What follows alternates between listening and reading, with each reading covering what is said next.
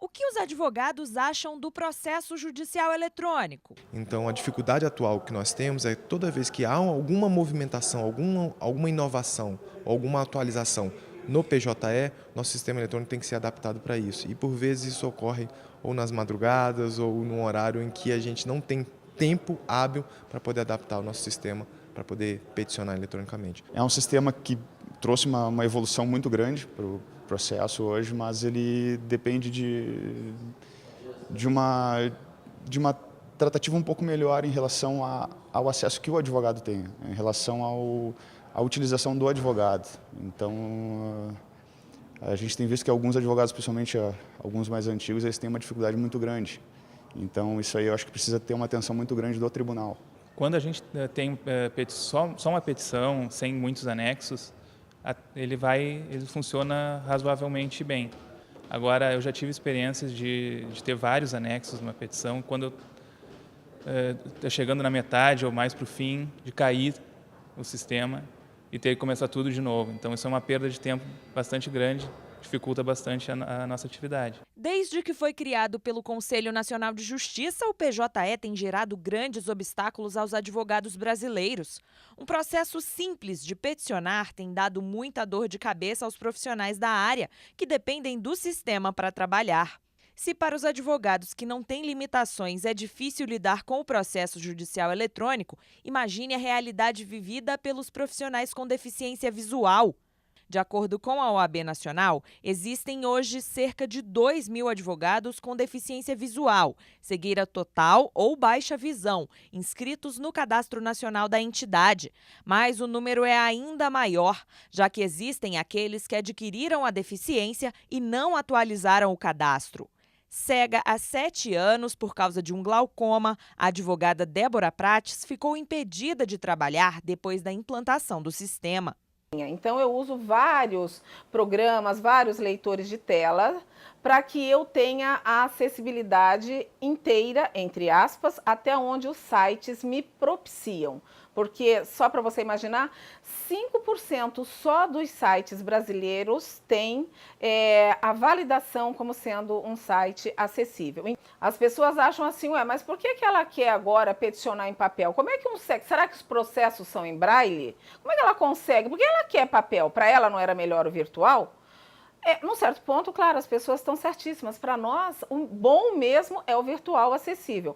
Mas hoje eu tenho independência sim. Eu digito tudo que eu quero, posso demonstrar para vocês. Eu digito o que eu quero, eu imprimo e eu preciso de ajuda para assinatura, porque eu faço tudo isso com independência. E antes do PJE, o que eu fazia? Eu ia para o foro, eu entrava com a minha petição em papel e eu ia até o balcão e no balcão eu pegava o meu protocolo físico, na petição física. Hoje, com o PJE, eu não consigo mais. Eu consigo o quê?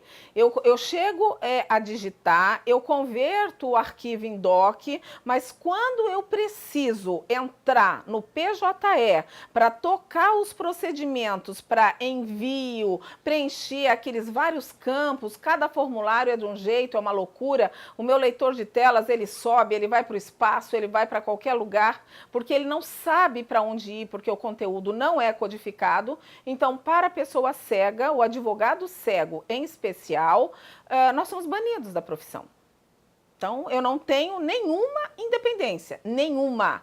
Antes, eu tinha uma certa independência para bater o meu protocolo. Aliás, eu ia perguntando e tal, e eu chegava. Hoje, eu não tenho. Eu não chego a lugar nenhum. Eu perco prazo, eu não tenho como fazer. Então, é cruel.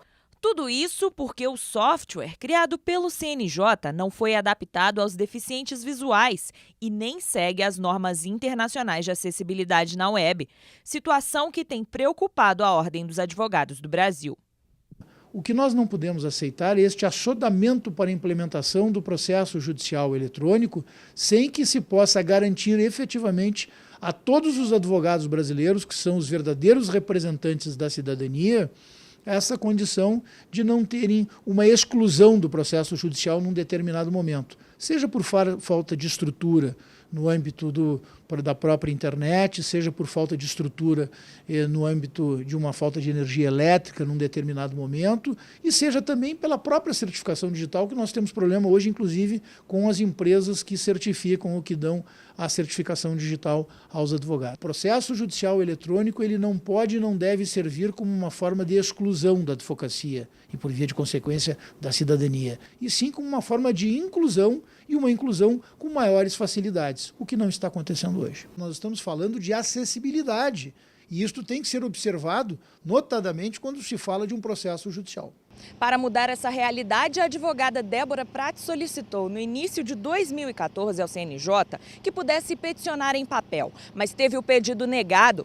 Então ela impetrou um mandado de segurança em seu próprio favor aqui no Supremo Tribunal Federal, a fim de restaurar seu direito de exercer a advocacia com liberdade e independência. E embaso e peço a minha liminar, com base em que eu perco a minha profissão, os meus alimentos, a minha dignidade, perco tudo.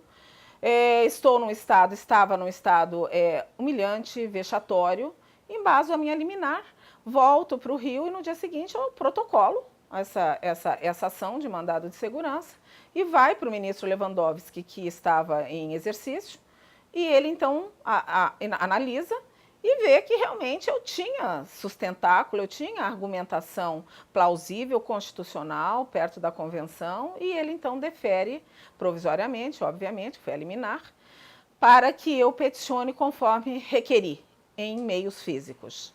A decisão do ministro Ricardo Lewandowski é vista com bons olhos pela OAB Nacional. A decisão que é trazida pelo ministro Lewandowski nesse mandado de segurança, ela traz como fundamento exatamente o fundamento que a ordem tem utilizado, que é o fundamento constitucional. Nós entendemos, e a Constituição Federal assim expressa, que as pessoas que têm necessidades especiais, elas tenham sim um tratamento igual a todas as demais pessoas, né? Princípios constitucionais, o artigo 5º, o artigo 7º da nossa Constituição Federal. Isso é que está posto. E é isso que nós estamos buscando frente ao Conselho Nacional de Justiça, porque entendemos que o CNJ tem que ter sim a sensibilidade de adaptar o sistema. O desejo da advogada é que a Constituição brasileira seja respeitada e mantenha o direito dos profissionais com deficiência visual de continuar trabalhando. A tecnologia para as pessoas cegas, ela é tudo. Os cegos são contra o PJE? Claro que não. Nós somos plenamente a favor, desde que, até que eles sejam acessíveis. Então é isso que nós precisamos. Acessibilidade para ontem.